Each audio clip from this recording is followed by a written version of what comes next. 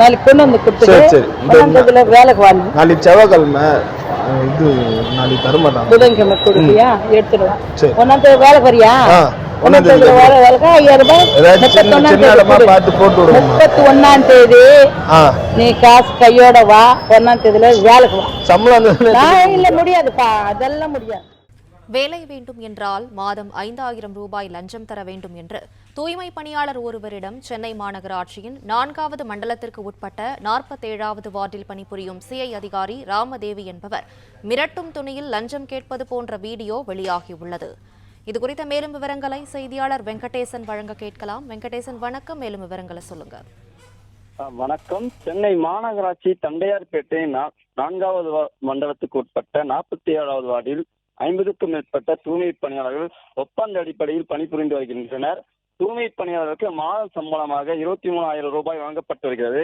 இவர்களுக்கு வழங்கப்பட்டு வரும் ஊதியத்தில் இருந்து 1,500 ரூபாய் முதல் 5,000 ரூபாய் வரை லஞ்சமாக தர வேண்டும் என்று அந்த வார்டில் பணிபுரியும் சிஐ அதிகாரியான ரமாதேவி என்பவர் தூய்மை பணியாளர்களிடம் லஞ்சம் கேட்கும் வீடியோ தற்போது வெளியாகி அதிர்ச்சி ஏற்படுத்தியிருக்கிறது.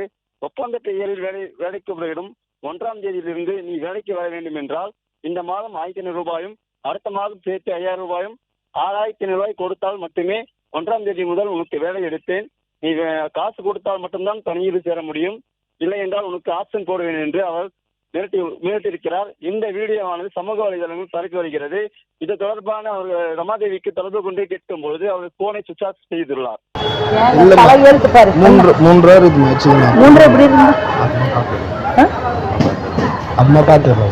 அப்புறமா நான் சொல்றது கேளு. 1ஆம் தேதியில இருந்து வேலைக்கு வா. இந்த காசு இந்த 1,500 இந்த மாசம் 5,000 ரூபாய் 6,500 ரூபாய் வந்தா 1ஆம் தேதியில இருந்து வேலைக்கு எடுப்பேன். இல்லைன்னா ஆப்சென்ட் போட்டுனே இருப்பேன் நான்.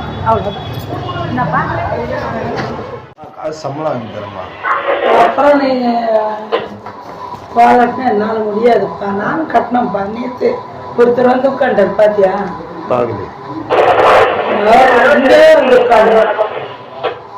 தரேன்ப்பா. அங்கே வந்து நான் தர இல்லம்மா கரெக்டா இப்போ காலையில் 1ஆம் தேதி போய் 1,000 ரூபாய் கொடுக்கணும். சம்பளம் தான் கொடுக்க முடியுமா? சம்பளம் வாங்க 5,000 ரூபாய் கொடுக்கணும். பேலன்ஸ்